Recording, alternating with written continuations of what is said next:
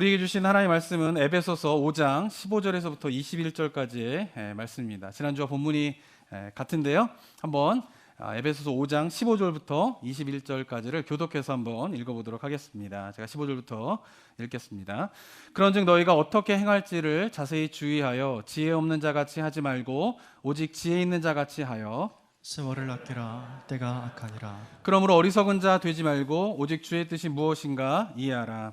술 취하지 말라. 이는 반탕한 것이니 오직 성령으로 충만함을 받으라. 시와 찬송과 신령한 노래들로 서로 화답하며 너희의 마음으로 주께 노래하며 찬송하며 범사에 우리 주 예수 그리스도의 이름으로 항상 아버지 하나님께 감사하며 21절 함께 읽겠습니다.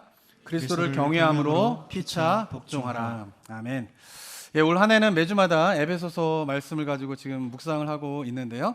에베소서 본문은 제가 굉장히 사랑하는 본문입니다. 어쩌면 설교를 제일 많이 한 본문이 제가 이 에베소서 본문인데 올 한 해 이제 다시금 이제 에베소서 말씀을 묵상하면서 정말 이 시대를 살아가는 그리스도인들이 꼭 깊이 묵상해야 되는 본문이 에베소서 말씀이구나라고 하는 것을 새삼 다시 느끼게 되었습니다.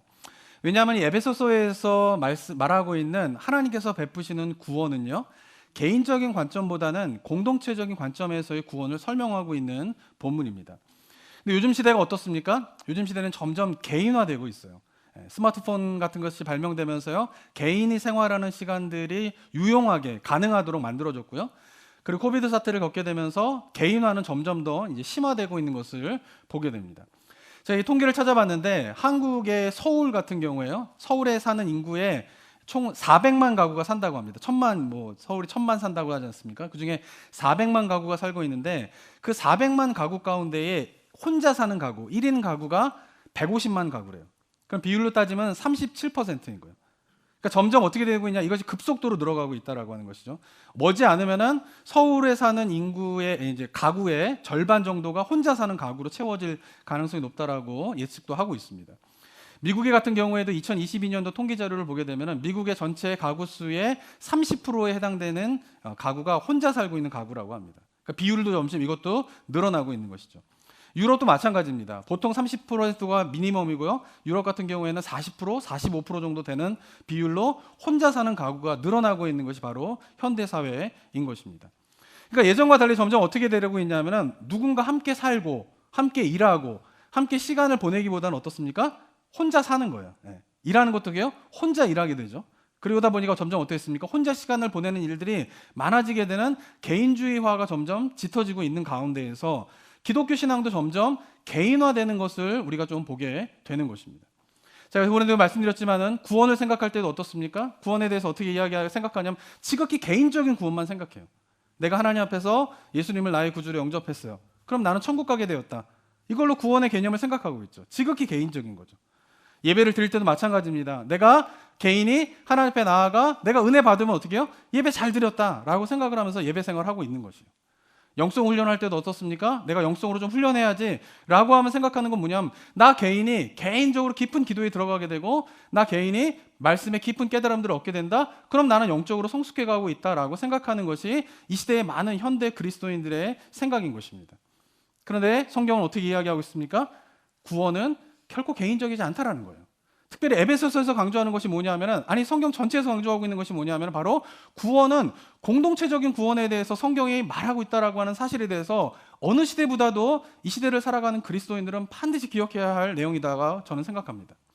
그동안 우리가 살펴보았지만 그래서 에베소서에서 특별히 강조하고 있는 게 뭡니까? 하나됨을 강조하는 거예요. 그리고 뭘 강조합니까? 교회를 강조하죠. 그리고 지체됨에 대한 것을 에베소서에서 강조하고 있는 것이에요. 에베소서에서 사도 바울이 이야기하는 하나님의 구원은 한 개인을 죄에서 건져내어서 하나님 나라 백성 되는 것 끝, 이게 아니에요. 하나님께서는 죄에서 건져내어서 방향을 제시하고 계세요. 어디로 가야 된다. 그 두 가지 방향의 에베소서에서 이야기하고 있는 게 뭡니까? 첫 번째는 하나됨으로 가야 된다라는 거예요. 하나됨으로. 그리고 두 번째는 뭡니까? 거룩함으로 가야 된다라는 거예요. 그러니까 죄에서 건져내서 구원받고 끝, 그리고 천당 가는 거, 이게 아니라 죄에서 건짐을 받은 그리스도인들이 이르러야 할 목표가 있는데 그것은 하나됨과 거룩함에 이르러야 된다는 거예요. 근데 그 거룩함과 하나됨에 이르기 위해서 필수적인 곳이 어디냐? 바로 교회이다라고 이야기를 하고 있는 것입니다. 그래서 에베소서에서 바울은 하나님께서 한 개인을 구원해내는 것으로 구원의 목표를 이루시는 것이 아니라 어떻게 해요? 그렇게 구원받은 자가 해야 될 일이 있는데 그것은 뭐냐면 머리가 되신 예수 그리스도의 몸의 지체가 되어야 한다는 거예요. 죄에서 건짐을 받은 나와 또 다른 죄에서 건짐을 받은 누군가가 그리스도의 머리가 되신 그리스도의 몸에 연결되어서 지체가 되어서 서로 연결되어져서 그리스도의 몸을 이루는 것이 구원이다라고 이야기를 하고 있는 것이죠. 그게 뭡니까? 교회인 거죠, 교회. 그렇기 때문에 성경에서 이야기하는 구원은 결코 한 개인이 그냥 예수님 앞에 믿음의 고백으로 천당 가게 되는 것, 이게 아니라 그렇게 해서 구원받은 자가 그리스도의 몸을 이루어서 교회를 이루게 되는 것, 교회와 구원은 결코 분리될 수 없다라고 하는 것에 대해서 에베소서에서 강조하고 있고 성경에서 강조하고 있다라고 하는 사실을 어느 시대를 살아가는 그리스도인보다도 이 시대를 살아가는 그리스도는 반드시 기억해야 해요. 왜냐하면은 아까도 말씀드린 것처럼 개인화되는 게 그냥 시대의 흐름이에요. 시대의 흐름. 그 시대의 흐름을 그냥 막아서지 않으면은 어떻게 해요? 교회는 다 무너지는 거예요. 그러니까 교회가 요즘에 흔들리는 이유가 무엇 때문이냐면은 구원관이 잘못되어 있기 때문에 그런 거예요. 구원관이. 나 개인이 그냥 예수님 앞에 예수님 나 믿습니다. 천당 가게 되었다. 이 구원관에서 벗어나지 않으면은 성경에서 이야기하고 있는 구원은 개인이 아니라 공동체로 부르시고 계신 건데 이 구원관이 올바로 형립되지 않기 때문에 교회들이 흔들리게 된다라고 하는 것이죠. 저는 우리 성도님들이 기억해야 할 것은 뭐냐 하면은 성경에서 이야기하는 구원에 이르는 과정에 대해서 잘 보셔야 돼요. 성경이 뭐라고 이야기하고 있는지. 그리고 그것에 따라 우리가 한 스텝 한 스텝 걸어가게 되는 그런 신앙의 모습이 우리 성도님들의 신앙의 모습이 되시기를 주님의 이름으로 축원합니다.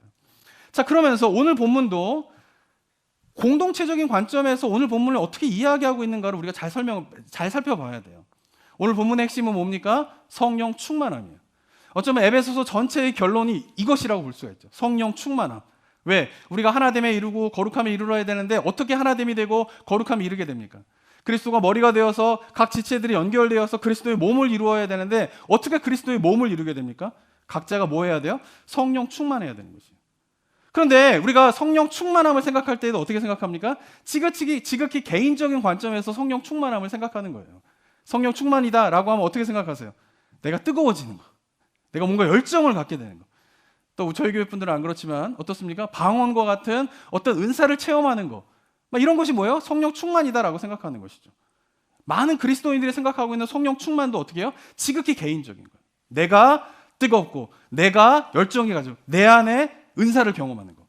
그럼 오늘 본문에서 뭐라고 이야기하고 있을까요? 성령 충만함에 대해서 역시 공동체적인 관점에서의 성령 충만을 이야기하고 있다라고 하는 사실을 우리가 깨달아야 할 것입니다. 오늘 본문을 보면요 18절부터 21절까지를 보게 되면 이렇게 이야기합니다. 한번 18절 한번 읽어볼까요? 읽어보겠습니다. 시작. 술 취하지 말라. 이는 방탕한 것이니 오직 성령으로 충만함을 받으라. 네, 18절에서 성령 충만함을 받으라 명령을 딱 하죠. 그리고 난 다음에 19절에서 시와 찬송과 신령한 내로로 서로 화답해라. 너희의 마음으로 주께 노래하며 찬송하라. 범사의 우리 주 예수 그리스도의 이름으로 항상 아버지 하나님께 감사하라. 그리스도를 경외함으로 피차 복종하라 라고 우리나라 말 성경을 이해하기가 쉬워요.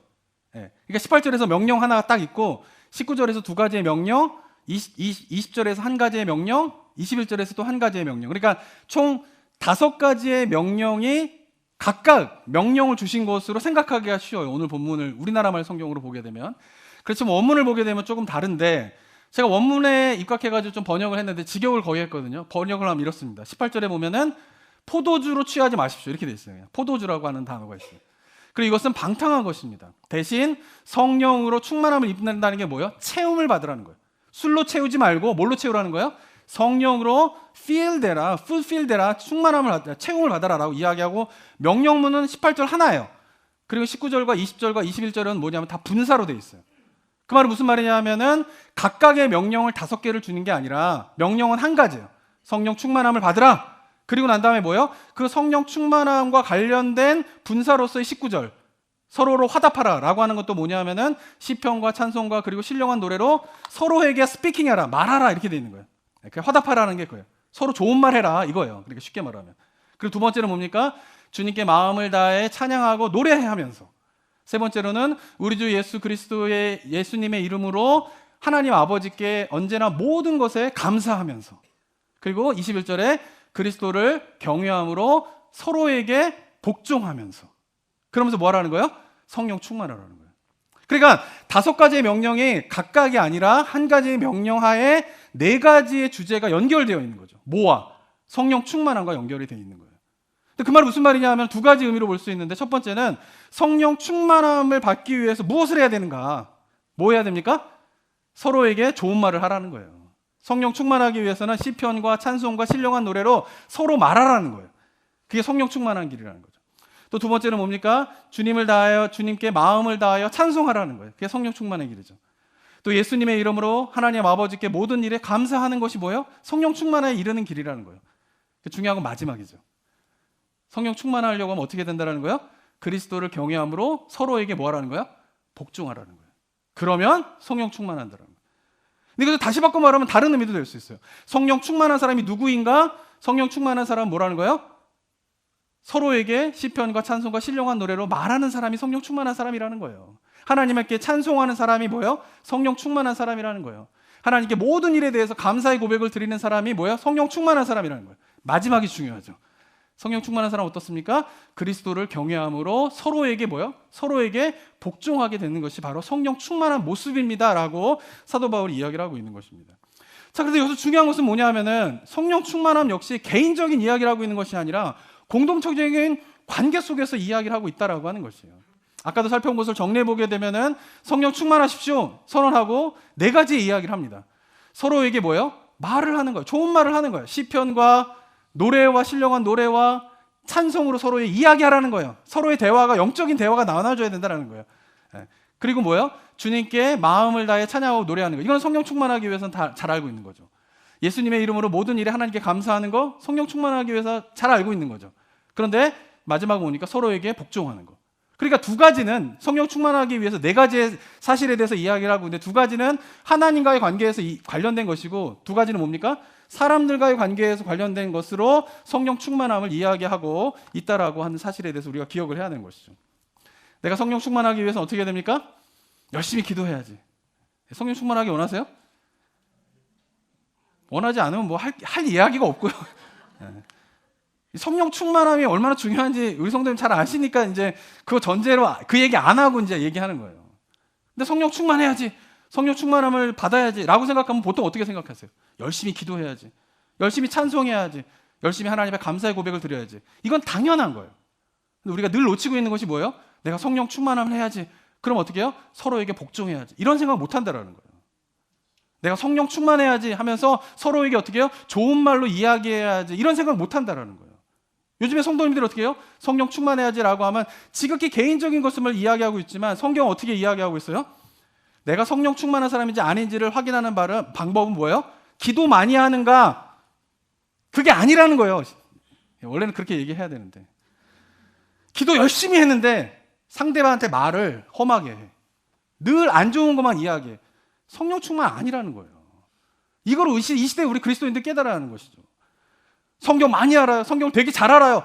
근데 복종하지 않아요. 성경을 많이 알면 알수록 다른 사람이 내 말을 듣기를 원하죠.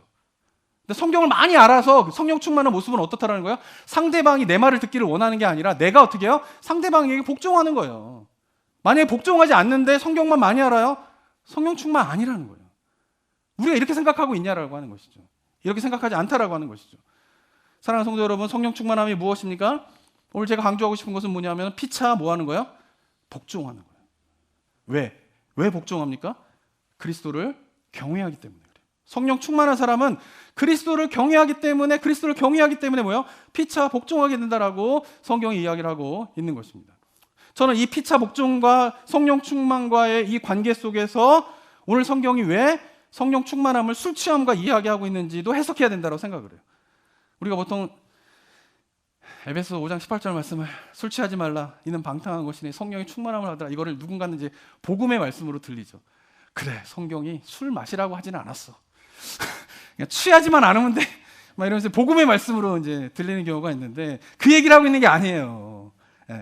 술 취하지 말라 이는 방탕한 것이 성령이 충만함을 받으라. 어떤 분들은 그래, 술 취하지만 않으면 되는구나라고 이제 술 취하지 말라 거기에 이제 복음의 메시지로 듣는 분들이 계신가 하면, 아니면 어떤 분들은 그래, 나는 술은 안 마시니까, 술 취하지 않으니까 나는 이 말씀을 잘 지키고 있어라고 생각하면서 자꾸 방점을 어디다 찍어요? 술 취하지 말라의 방점을 찍는데 이 18절의 핵심은 뭐예요? 술 취하지 말라가 중요한 게 아니라 뭐가 중요한 거예요? 성령의 충만함을 받으라는 거예요. 성령의 충만함을. 그런데 왜 성경은 아이러니컬하게도 이 성령의 충만함과 술 취함을 비교하고 있는가에 대해서 한번 생각을 해봐야 하는 것이죠. 잘 아시는 것처럼 술 취함과 성령의 충만함은 공통점이 하나가 있습니다. 그것은 뭐냐면은 지배를 받게 된다는 거예요. 지배를. 술 취하면 어떻습니까? 저는 뭐 그렇게 마셔본 적이 없고 전 체질상 너무 감사하게 요만한 것만 마셔도 얼굴이 시뻘개지고 가슴이 막 두근두근 거려가지고 마실 수가 없어요. 저는 마실 수가 없어. 은혜죠, 은혜, 그죠? 예. 근데 술 먹는 사람들은 보통 어때요? 처음에 사람이 뭐를 마셔요? 술을 마시고 그다음 어떻게 됩니까? 술이 술을 먹고 마지막에 어떻게 돼요? 술이 사람을 먹게 된다 그러잖아요. 결국은 뭐예요? 술이 완전히 사람을 지배하게 되는 상태가 되는 게 뭐예요? 술 취함인 것이죠. 근데 성령의 충만함도 마찬가지죠. 성령의 충만함도 어떻습니까? 성령에 완전히 뭐를 당하는 거예요, 우리가? 지배를 당하는 거예요, 지배를 당하는 거예요. 그런 의미에서는 공통점이 있어요. 근데 기억해야 할 것은 뭐냐면 차이점이 있는데 술에 취하는 것도 지배를 당하는 거고 술에 성령의 충만함을 받는 것도 성령의 지배를 당하는 건데 차이점은 술의 지배를 당하면 어떻게 해요? 내가 없어져요. 그런데 성령의 지배를 당하면 내가 온전해지게 됩니다. 이 부분이 되게 중요해요. 이런 면에서 성령의 충만함을 우리가 생각할 때에 우리나라 분들이 성령 충만하다, 이제 성령의 지배를 당한다 이러면 이제 연상되어서 생각하는 모습이 하나가 있어요. 그게 뭐냐면은 무당이 신내림을 받는 장면을 연상을 시켜요. 우리나라 문화는 언어적으로, 문화적으로 텔레비전이나 이런 것들이 이 무당이 막 신내림 받고 막 이런 거에 너무 익숙한 가운데 있어요. 근데 성령의 지배를 당한다라고 하는 개념을 어떤 것과 많이 유사하게 생각하냐 하면, 대입해서 생각하냐 하면은 마치 무당이 신내림을 받는 것 같은 것으로 생각하는 경우가 있어요. 무당이 신내림 받을 때 어떻습니까? 여자 무당인데 만약에 장군 귀신이 들어와요. 그럼 여자가 어떻게 됩니까? 갑자기 목소리가 남자 목소리가 되는 거예요. 모르세요, 잘? 네, 저 같은 이제 남자가 만약에 무당이다, 박수 무당 이러잖아요. 그 남자 무당인데 갑자기 처녀 귀신이 들어와요. 그럼 목소리가 어떻게 변해요? 얘들아,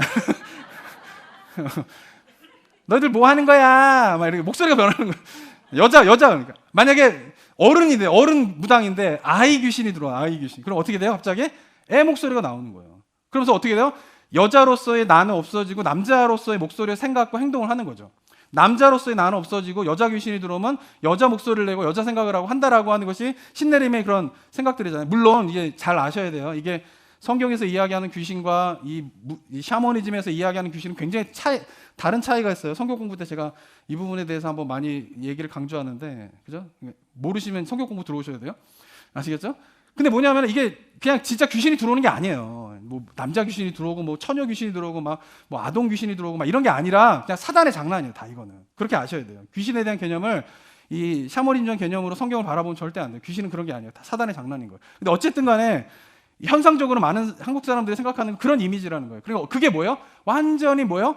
어떤 영의 이제 지배를 당하는 거죠. 나는 없어지고 남자가 되고 나는 없어지고 여자가 되고 나는 없어지고 어린아이가 되고 하는 그 개념을 성령 충만으로 생각하는 경우가 많이 있다는 거예요. 근데 기억하셔야 될 것은 성령 충만은 내가 없어지는 게 아니에요. 내가 뭐 하는 거예요? 온전해지는 거예요. 근데 거짓된 영에 사로잡히면 어떻습니까? 내가 없어지게 되는 거예요. 이 부분을 잘 구분하셔야 돼요. 자, 이것을 드리는 이유가 뭐냐면은 기독교 내에서도 성령 충만하다라고 하면 갑자기 집회 같은 데 때 막 쓰러지고 정신을 잃고 정신이 없는 가운데에서 막 자기가 뭐라고 막 얘기하는 거에 대해서 성령께서 얘기하시는 겁니다. 말씀하시는 겁니다. 그리고 깨어나게 되면 자기가 뭔 말을 하는지도 모르는 가운데에서 성령이 완전히 사로잡혀서 하나님의 말을 대언한 것입니다. 막 이런 것들이 되게 많잖아요. 그리고 거기에 사람들이 몰려다녀요. 하나님께서 역사하시는 거야, 일하시는구나. 판단해야 될 기준은 뭡니까? 만약에 어떤 영에 지배를 당한다. 근데 내가 없어져요. 거짓된 영인 거예요. 어떤 영에 지배를 당해요. 그런데 내가 온전해지게 돼요. 그러면 성령의 지배를 받게 되는 거죠. 그 부분에 대해서 우리가 잘 구별해야 된다라고 하는 것이죠. 그러면서 이것이 중요한 이유가 뭐냐면 바로 술 취함과 성령의 충만함의 결정적인 차이도 여기에 있기 때문에 그래요. 술 취하게 되면 어떻습니까? 술의 지배를 당하게 되면서 일어나는 일은 올바른 자아는 사라지게 되고요. 거짓된 자아가 강해지게 돼요. 술 먹어 보신 분 여기 안 계시니까 그죠? 잘 모르시겠지만, 제가 친구 중에 술 먹은 사람들이 많은데 친구 중에 이렇게 평소에는 말도 못해요. 막 부끄러움을 많이 타요. 그래서 술만 먹으면 어떻게 돼요? 막 얘기하는 사람이 있어요. 평소에는 직장 상사한테 막 대꾸도 못하고 한마디도 못하고 이러던 사람이 술 먹으면 직장 상사한테 야 네가 말이야 막 이러면서 이런 사람 주변에 보셨나요? 네. 뭐 하는 거예요? 하지 못했던 모습들이 막 나타나는 거예요. 말 못하고 용기 없고 수줍어하고 이랬던 사람이 갑자기 춤추고 막 자신 있게 얘기하고 대들지 못하던 사람한테 막 대들고 그런 모습이 건강한 올바른 자아의 회복일까요? 결코 그렇지 않다라는 거예요. 올바른 자아는 죽고 거짓된 자아가 어떻게 해요? 강해지게 되는 것이죠. 근데 성령 충만하게 되면 어떻게 될까요? 나를 지배하고 있는 성령의 이끄심을 받게 되면은 내가 어떻게 해요? 올바른 자아가 강해지게 돼요. 그러면서 어떻게 해요? 회복이 일어나게 되는 거예요. 그리고 올바른 자아가 강해지게 되면서 나타나게 되는 특징은 뭐냐 하면은 자아가 건강해지면요. 자아가 올바르게 성숙해지면요. 자아가 올바르게 회복되게 되면요. 다른 사람들을 포용하게 돼요. 그래서 성령 충만하면 무엇이 가능해집니까? 피차 복종이 가능해지게 된다라고 하는 것이에요. 그래서 남편은 아내에게 복종하게 되고 남편은 아내에게 복종을 하게 되는 거예요. 종은 상전에게 복종하게 되고 상전은 종에게 복종하게 돼요. 굉장히 어려운 일이죠. 근데 그게 가능해진다는 거예요. 상전이 어떻게 종에게 복종을 합니까? 근데 성경에서의 가르침이 뭐예요? 그게 가능하다라는 거예요. 자녀는 부모에게 복종하게 되고 부모도 자녀에게 어떻게 해요? 복종하게 되죠. 그렇지만 복종의 내용과 형태는 달라지게 되는 것이죠. 그래서 18절에서 성령 충만함에 대한 이야기를 하고 난 다음에 21절에서 피차 복종하라. 잠깐 넘어가네. 네.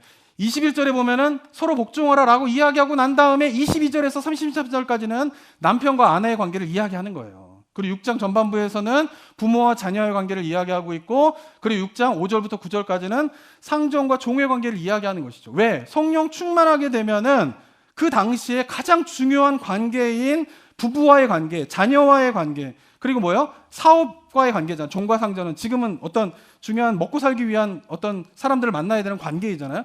그 중요한 세 가지의 관계에서 변화가 일어나는데 어떤 변화가 일어나게 돼요? 예전에는 여자가 남편에게만 복종했잖아요. 지금은 안 그렇죠. 남편이 여자에게 복종하는 경우도 많죠. 근데 그 당시에 에베소서 때는 여자가 남편에게 복종하는데 성경에서 이야기하는 게 뭐예요? 남편이 여자에게 복종하라는 거예요. 근데 그것을 사랑이라고 하는 말로 표현하고 있는 것이죠. 예전에는 종만이 상전에게 복종했잖아요. 그런데 어떻게 해요? 이 성령 충만함을 받으면 주인이 종에게 복종하게 된다는 거예요. 어떻게? 그들을 어떻게 해요? 돌봐주는 거죠. 돌봐주는 것을 통하여서. 자녀가 부모에게만 복종을 했는데 성령 충만해지게 되면 부모가 자녀에게 복종하게 돼요. 어떻게? 자녀를 노엽게 하지 않게 되면서. 그러면서 어떻게 돼요? 중요한 관계들이 서로 복종하게 되면 관계를 통하여서 어떻게 돼요? 관계의 회복들과 나음이 일어나게 되는 일들이 일어나게 된다라고 하는 것이죠. 근데 이런 관점에서 성령 충만함과 술 취함은 완전히 비교가 되는 거예요. 술 취하신 분들은 어떻습니까? 절대 다른 사람한테 복종 안 해요.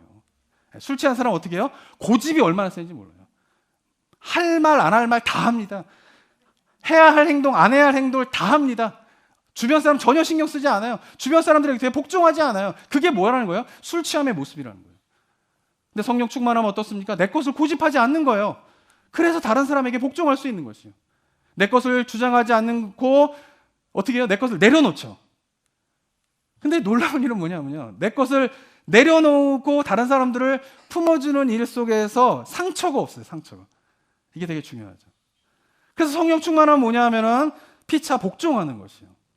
그래서 성령 충만한 교회는 뭐가 가능할까요? 하나됨이 가능한 거예요. 왜? 성령 충만하신 분들은 어때요? 서로에게 복종하게 되니까 성령 충만한 사람들이 모이는 교회에서는 뭐가 가능한 거예요? 하나됨이 가능하다라고 하는 것입니다. 제가 담임 목회를 하면서 가장 어려운 부분이 한 가지 있습니다. 그것은 뭐냐 하면은 교회 안에는 굉장히 다양한 의견들이 있어요. 그 다양한 의견 가운데에서 담임 목사로서의 올바른 의사결정을 하는 게 제가 제일 어려워요. 제일 어려워요. 네. 왜냐하면은 제가 가능하면 이제 우리 교회 성도님들 모두를 만족시키고 싶은 의사결정을 하고 싶죠, 저도. 그래 노력하는데 어떤 결정을 해도 다른 의견이 있어요. 근데 그 부분이 굉장히 어려운 부분이 있죠. 근데 제가 이제 뭐 부목사로도 뭐 여러 곳에서 사역을 해봤지만은 교회는요 다양한 경험과 신앙의 배경이 있는 사람들이 모이기 때문에 뭐 한 가지에 대해서 서로 다른 의견이 얼마나 많은지 몰라요. 예를 들면 제가 이제 찬양인도 해봤는데 찬양인도 윤 목사님 찬양인도 하지만 찬양인도 저도 옛날에 했지만 제가 찬양인도 막 할 때 이제 찬양회도 끝나고 나면 어떤 이제 분에게 쪽지를 전해주세요. 그래서 뭐라고 써 있냐면은 찬송가 좀 많이 해주세요. 그래서 자기가 좋아하는 찬송가 몇 장 이거 쫙 적혀 있어요. 그러면은 그래 찬송가를 많이 하자. 그래 찬송가를 많이 하잖아요. 그럼 또 어떤 분이 와서 얘기하세요. 요즘에 은혜로운 좋은 찬양 되게 많은데 왜 우리 교회는 맨날 옛날 찬송만 하냐고 이야기를 하는 거예요.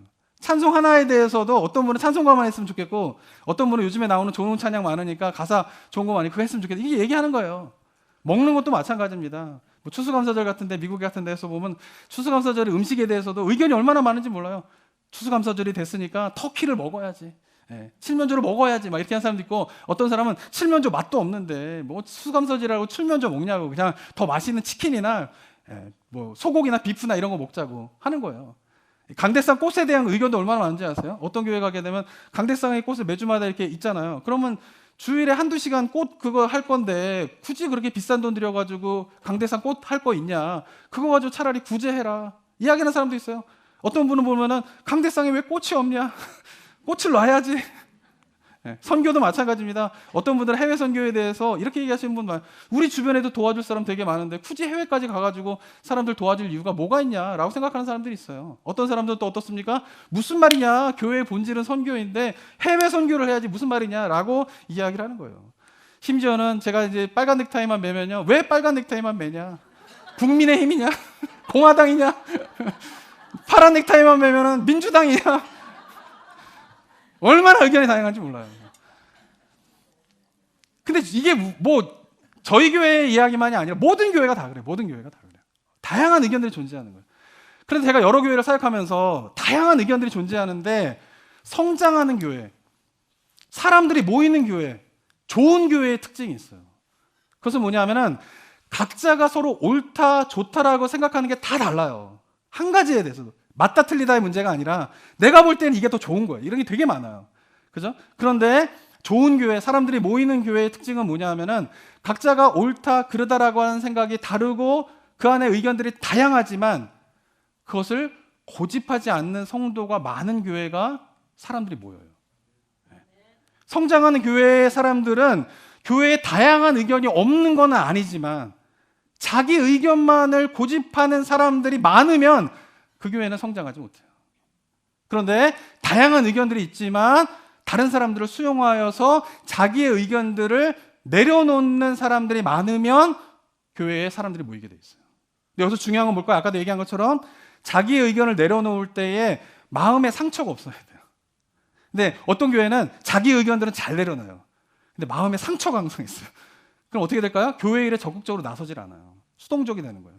해봤자 소용없는데 뭐. 받아주지도 않는다. 이런 생각을, 그게 뭐예요? 마음에 상처가 있는 거죠.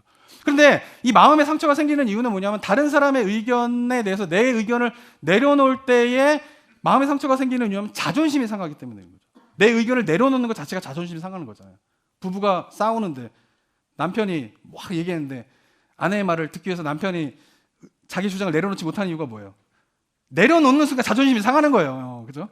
담임 목사가 자기 주장을 막 주장하다가 성도님들의 의견에 부닥쳐가지고 담임 목사가 자기의 주장을 내려놓지 못하는 이유가 뭐예요? 내려놓으면 담임 목사로서의 자존심이 상하는 거예요. 그러니까 뭐예요? 의견을 못 내려놓는 거예요. 그리고 고집하다가 깨지고 갈라지고 교회가 난리가 되는 일이 많이 생기지 않습니까? 근데 중요한 건 뭐냐면은 자기의 의견을 내려놓으면 자존심을 상하는데 그 자존심이 상한다라고 하는 건 뭐냐면 마음에 빈자리가 생기는 거예요. 마음에 빈자리가 생기면 사람은 우울해지고요. 마음에 빈자리가 생기면 사람들은 의욕이 없어지게 되고요. 더 나아가서 마음의 빈자리가 생기면 어떻게 해요? 상처를 입게 되는 것이죠. 그런데 성령 충만한 사람은 자신의 것을 내려놔도 마음의 빈자리가 채워지게 되죠. 뭘로? 성령으로. 그게 성령 충만함이에요. 성령으로 feel 되는 거예요. 체험을 받는 거예요. 그러니까 자기 의견을 내려놓고 다른 사람을 수용하는데 빈자리에 성령으로 채워지게 되면서 자존심도 상하지 않고 마음의 상처도 있지 않는 가운데에서 어떻게 해요? 사람들의 의견을 수용할 수 있는 그런 사람들이 된다라고 하는 것이죠. 그런 사람들이 모인 교회가 성장하는 교회인 거예요. 그러기에 성령 충만함이 있는 교회는요, 직분자들을 존중합니다. 우리가 담임 목사 누가 세웠습니까? 하나님이 세우셨죠. 누구의 손을 통해서? 이거 헷갈리면 안 되는데. 네. 하나님이 세우시는데 누구의 손을 통해서 세우신 거예요? 여러분들의 손을 통해 세우신 거예요. 저 누가 세우셨어요? 투표하셨어요, 안 했어요? 되게 중요한 거예요. 장로를 누가 세웁니까? 하나님이 세우시지만 누구의 손길을 통해 세우는 거예요? 성도님들의 손길을 통해 세우는 거예요. 권사와 안수입사를 누가 세우는 거예요? 하나님이 세우시지만 누가 세우는 거예요? 성도님들의 손을 통해 세우는 거죠. 직분자들을 그렇게 세우는 거예요. 직분자들을 왜 세우게 됩니까? 교회 안에 다양한 의견들이 있는데 그 다양한 의견들이 충돌될 때 질서가 있어야 되는 거예요. 교회 질서가 무너지면 다양한 의견들이 충돌되면서 교회가 망가지게 되는 것이에요. 그죠? 그런데 뭐예요? 그래서 담임 목사를 세우고 직분자를 세우는 거죠. 장로를 세우고 권사를 세우고 안수입사를 세우는 거예요. 그래서 장로들이 모여서 회의하는 당회가 있는 거고, 재직들이 모여서 회의하는 재직회가 있는 거고, 그리고 재직이 아닌 분들까지 참여할 수 있는 공동의회가 있게 되면서 당회와 재직회와 공동의회에서 서로 각자 의견을 낼 수 있는 장들이 마련되어지는 것이에요. 근데 중요한 거는 그런 장들에서 자기 의견을 내는 거는 문제가 되지 않아요. 그런데 문제는 뭐냐면 그런 장에 와서 이야기하지도 않고 참석도 안 하고 그런 가운데에서 당회에서 결정된 거를 나중에 장로가 틀어요. 망가지는 거예요, 교회가. 재직회에서 결정된 거를 재직들이 나중에 틀어요. 나하고 의견이 다르다고. 망가지게 되는 거예요. 공동의회에서 결정된 거를 성도들이 틀어요. 그 교회는 끝장나는 교회예요. 그러니까 뭐냐면은 질서에 대해서 세우면서 그 질서에 자기 의견이 낼 수 있는 장소와 있는 것을 하고 그 다음에 사람들이 결정한 것에 대해서는 어떻게 해요? 자기 의견과 다르더라도 내려놓을 수 있어야 되는데 그 내려놓지를 못하게 될 때 교회에 문제가 생기게 된다라고 하는 것이에요. 그것이 뭐예요? 술 취함의 모습이라는 거예요. 자기 고집을 내려놓지 않는 거. 술 취한 사람의 특징은 자기 고집을 내려놓지 않는 거잖아요. 근데 그런 모습들이 뭐예요? 술 취함의 모습이다라고 하는 것이죠. 자기 의견이 다르다 할지라도 교회 질서에 따라 어떻게 해요? 그 일을 맡겨준 사람의 의견을 존중해주고 자기의 의견을 내려놓을 수 있는 것. 그것이 뭐예요? 피차 서로 복종하는 것이고 그것이 바로 성령 충만함이다라고 오늘 본문에서 이야기를 하고 있는 것입니다. 그러니까 그리스도인이 되어서 여전히 내 고집이 살아있다면 아직 성령 충만한 게 아니에요. 내 고집이 살아있다면. 우리 성도님들이 오늘 이 사역 신청서에 자기 봉사할 거를 이제 좀 적어서 내시라고 이제 하는데 제가 의도한 거 아닌데 오늘 본문이 너무 원래 이걸 이제 하기로 한 건 2달 전부터 12월 5일에 이거 합시다 그래가지고 당회에서 이야기하고 그다음에 청지기들하고 이야기하고 위원장님들하고 이야기하고 해서 12월 5일날 이제 했는데 이제 아시겠지만 저는 본문이 미리 정해져 있을 거 아니에요. 12월 첫째 주 본문은 이제 피차 복종하라 이 본문으로 정한 게 아니거든요. 이렇게 설교하다 보면 본문에 따라 설교하다 보면 본문이 이렇게 따라가게 되는데 오늘 제가 이제 이거를 오늘 해야 되는데 오늘 본문 속에서 피차 복종하라 성령 충만함을 통해서 피차 복종하라라고 하니 본문이 참 너무 중요하고 우리 성도님들이 이거를 선택하셔서 봉사를 하실 때 꼭 기억해야 할 한 가지의 말씀 우리에게 주시는구나라고 하는 것을 생각해 보게 됩니다. 그것은 뭐냐면은 왜 저는 성도님들이 이제 우리 성도님들이 모두가 3가지에 꼭 참여를 하셨으면 좋겠어요. 제 소망은 모든 성도님들이 첫 번째 주일 예배를 반드시 지키셔야 됩니다. 이거는 뭐 기본입니다. 기본. 성령 충만하기 위해서는 예배를 빠지시면 안 돼요. 그렇다고 뭐 이렇게 피치 못할 사정 때문에 아프시거나 뭐 출타를 하시거나 뭐 이래가지고 빠지는 거 뭐 이런 것까지 뭐라 그러는 게 아니라 기본적으로 우선순위가 예배를 빠지지 않는다. 이게 우선순위가 되셔야 돼요. 두 번째는 뭐냐면은 성경 공부에 참여하셔야 돼요. 뭘 알아야지 하나님의 뜻을 우리가 따라갈 거 아닙니까? 모르니까 문제가 되는 거예요. 그래서 세 번째는 뭐냐면은 꼭 모든 성도님들이 봉사의 자리에 섰으면 좋겠어요. 근데 코비드를 거치면서 이 3가지가 다 무너졌었죠. 근데 올 한 해는 감사한 건 뭐냐면은 예배가 회복되어지고 그다음에 주중에 성경 공부에 많은 성도님들이 참여하면서 성경 공부를 하고 있다라는 것에 대한 것은 되게 감사해요. 이 2가지가 회복된 거에 대해서. 근데 아직까지 코비드를 거치게 되면서 회복되지 않은 한 가지 교회의 축이 있는데 그것은 뭐냐면 각 위원회별로 성도님들이 소속돼 가지고 봉사의 자리에 서는 것은 올해 회복되지 못했어요. 그래서 내년도에 저희 교회 목표가 뭐냐면은 모든 성도님들이 함께 봉사의 자리에 서서 함께 봉사하는 자리 속에서 위원회 사역이 좀 이렇게 활성화되는 것이 교회의 중요한 한 축을 세우는 그것이 내년에 굉장히 중요한 사역의 목표라고 저는 생각을 하게 됩니다. 근데 그러면서 우리 성도님들이 오늘 봉사를 어디를 섬기실지를 체크하실 때에 오늘 본문의 말씀을 꼭 기억하세요. 그리고 체크하시고 난 다음에 앞으로 봉사하실 때에도 오늘 본문의 말씀을 꼭 기억하셔야 돼요. 왜 우리가 교회 봉사를 합니까? 봉사의 자리에 서야 되는 이유가 뭐예요? 성령 충만하기 위해서요. 왜? 성령 충만함은 봉사의 자리에 서서 피차 뭐예요? 복종해야지만이 가능한 거예요. 너무 복종한다 이런 말이 너무 좀 거부감이 생긴다라고 하면 성령 충만하기 위해선 서로를 섬기는 일을 하지 않으면은 성령 충만할 수가 없어요. 아무리 기도하고 아무리 말씀 보고 한다고 할지라도 서로를 섬기는 일을 하지 않는다라고 하면 결코 성령 충만할 수 없다라고 하는 것이 오늘 본문의 말씀인 것이에요. 그래서 봉사의 자리에 서서 꼭 잊어버리지 말아야 될 거는 뭐냐면 내가 섬긴다. 이 생각을 가지셔야 돼요. 우리가 매주마다 섬김 애들이 식사 준비하잖아요. 식사 준비하실 때도 마찬가지예요. 식사 준비하실 때에도 이게 내 순서가 왜 이렇게 빨리 돌아오는 거야 이거. 예? 이거 진짜 이거 언제 끝나? 이렇게 하면은 식사 준비하시면서 성령 충만 못해요. 영적으로 잘하지 못해요. 그런데 부엌에서 일하실 때에 밖에 앉아 있는 분들을 생각하시면서 내가 저분들을 섬기는 마음으로 밥을 한다, 국을 끓인다. 라고 생각하고 매주마다 부엌에서 일하시면 식당 봉사하시면서 성령 충만하게 됩니다. 아멘이 안 되세요? 네. 그리고 여기 봉사하는 것도 마찬가지예요. 봉사를 여기 신청가지고 내년부터 봉사하실 때 작은 일 하나라도 봉사를 하시는데 그 봉사할 때에 어떤 마음을 하셔야 돼요? 피차 섬기고 그 마음으로 봉사를 하시는 거예요.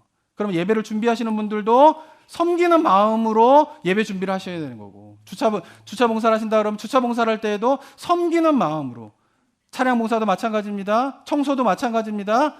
해외 선교에 대해서 선교 후원할 때도 마찬가지. 우리 선교회마다 선교사님 이제 하고 후원하고 있는데 돈만 보내면요 아무 의미가 없는 거예요. 돈만 보내는 후원은요 그거는 성숙함과 성령 충만에 이런데 아무 관련이 없는 거예요. 아무리 많은 돈을 보내도. 선교사님 죄송합니다. 근데 뭐예요? 정말 선교사님들 섬기고 해외에 있는 분들에 대한 마음을 다해서 단 1불이라도 낸다면 저는 그것이 성령 충만함에 이르는 길이라고 믿습니다. 왜냐하면 성경이 그렇게 이야기하고 있잖아요.